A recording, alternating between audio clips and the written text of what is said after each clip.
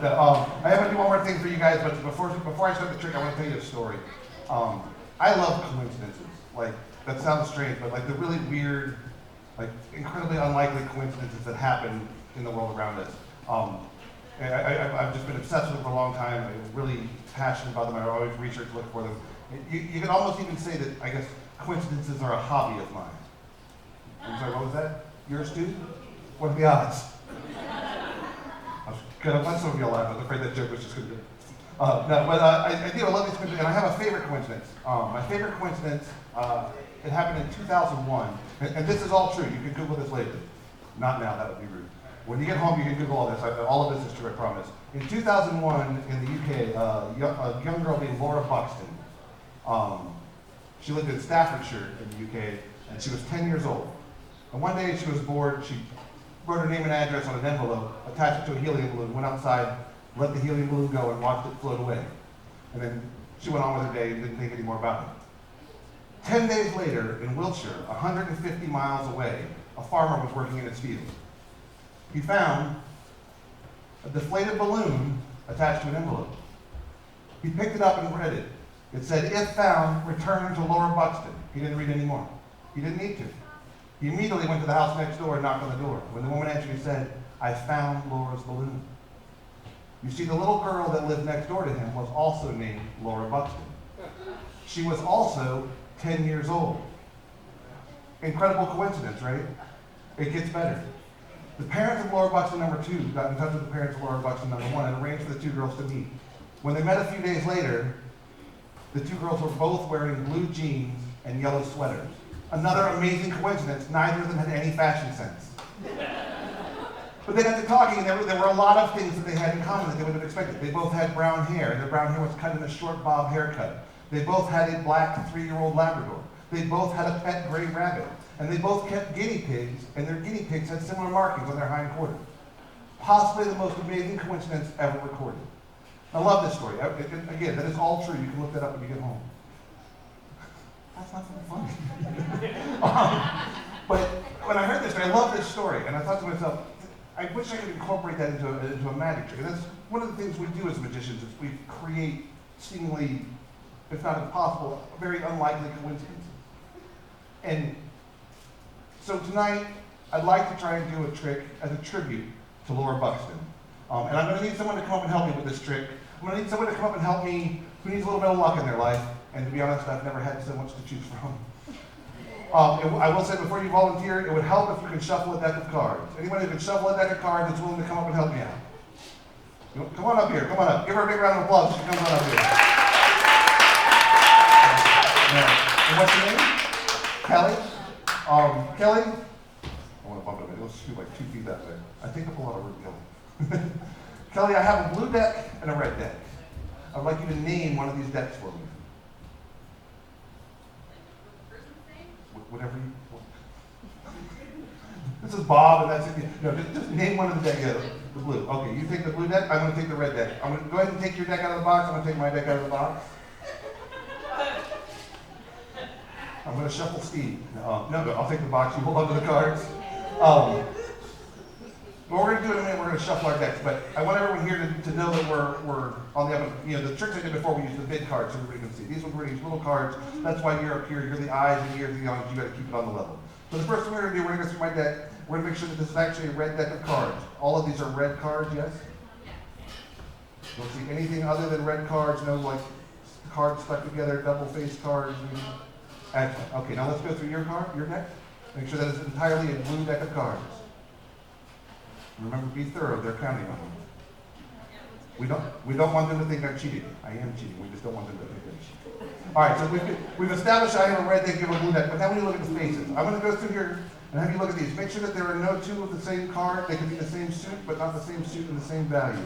Remember, you're not doing this for me. You're doing this for them. So be as thorough as possible. If you see anything that doesn't look right to you, I want you to tell me to stop, and we will address it. What? You don't like the picture on the Ace of Spades? She doesn't like the picture on the Ace of Spades. No, she's being thorough. Does the rest of that look okay to you? Okay. Let's go ahead and go through your deck. Turn your deck. Go through it.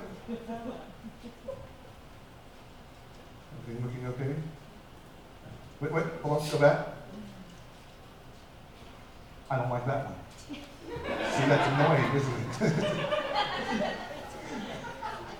it? So, are we satisfied this is a real deck of cards? All right, and before you came up here, I asked you to shuffle cards. We're going to shuffle these cards. Now, you can shuffle them any way you like. I'm going to shuffle mine like this. Go ahead and start shuffling your deck of cards. I'm sorry, I should have rushed your kid. Now, we're going to keep shuffling until you say stop. Whenever you say stop, we will both stop shuffling, okay? I like that. That's smooth. Uh-huh. Good? All right. Would you like to shuffle yours anymore? Would you like me to shuffle mine anymore? I want to be mad, but I picked you, so. Satisfactory? Okay. I'm going to take and give you my top card. You're going to take and give me your top card, okay? We're going to exchange top cards. Now, Kelly, what are the odds that the red card that I gave you and the blue card that you gave me after we both shuffle these decks, what are the odds that those are the same card? You have a number? Well, normally, so for those mathematically inclined in the audience, normally it would be 1 in 52. But you got persnickety, you made us throw one away, so it's 1 in 50. It's the actual odd. So I gave you that red card, you gave me this blue card. Turn that red card over, show everyone what I gave you. The Queen of Spades, and you gave me the Queen of Spades.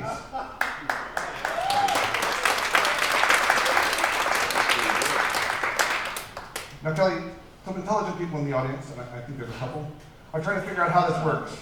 And some of them may be thinking that that's a special deck that has special markings on the back, and I just watch really closely while you're shuffling and see what you put to the top, and I make sure the same card comes to the top. I could do it that way, I am that good, but that's not how this works. So, to allay their concerns, we're going to do it again, but this time we're going to turn back to back. I'm going to have you face this way, and I'm going to face this way, and we're going to start shuffling. And the same rules as before, we're going to shuffle until you say stop. Whenever you say stop, we'll stop shuffling. Oh, I thought she dropped them.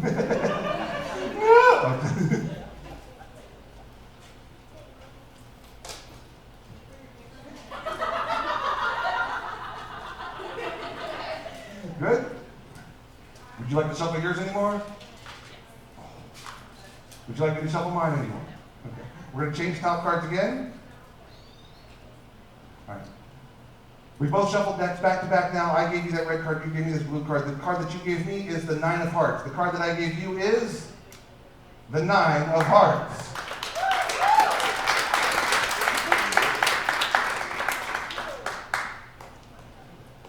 So you've shuffled your deck, I've shuffled my deck. There's one thing that hasn't happened yet.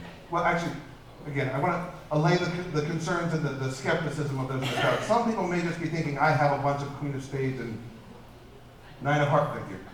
Memories. You think it'd be better as a mentalist, but so I'm going to go through my deck, and I want you to make sure there are no other Queen of Spades or 9 of hearts. There's 9 of times. That's close. No other Queen of Spades or 9 of hearts in here. Seems fair, right? Go ahead and check yours again real quick.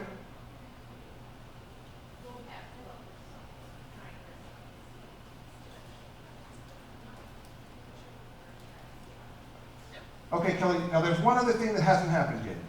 You haven't shuffled my deck, and I haven't shuffled your deck. So I'm going to take that deck from you, and against my better judgment, I'm going to give you my deck. Once again, we're going to go back to back, and we're going to shuffle the cards. And just like before, whenever you want to say stop, you say stop, and we'll stop shuffling. Never had anybody shuffle on the floor like that. That's awesome.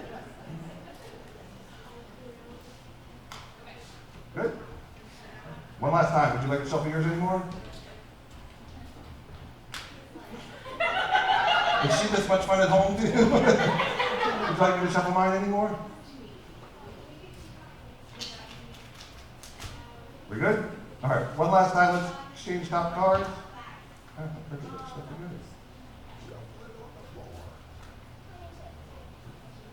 All right, I gave you that blue card, you gave me this red card. Show everybody the card that I gave you. The 3 of diamonds, and the card that you gave me is the 3 of diamonds. Now, Kelly, I'll be honest, I could go on doing this trick all night. And some nights when I don't like the audience, I do. But tonight, I want to tell you a little bit more. There's one more piece of the story that I didn't tell you. And I'm going to tell you now as you make your way back to your seat. Everybody give her a big round of applause. Thank you for having